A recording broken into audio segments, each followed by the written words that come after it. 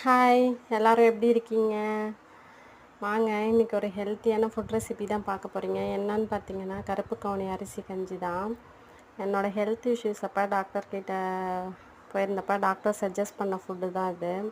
Weekly 2 or 3 days எடுத்துக்க சொன்னாங்க. ஆனால் நான் 4 or 5 months ஆகுது எடுத்துக்கவே இல்லை.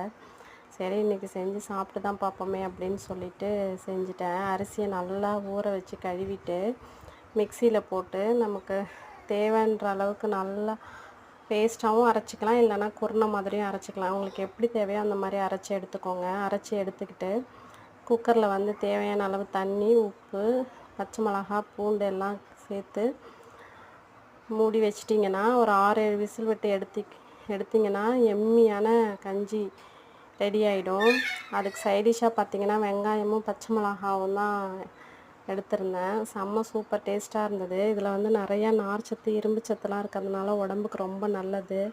சுகர் பேஷண்ட்ஸுக்கெல்லாம் நல்லா எடுத்துக்கலான்னு சொல்லியிருந்தாங்க. நீங்களும் இந்த மாதிரி செஞ்சு சாப்பிட்டு பாருங்கள். பாய்.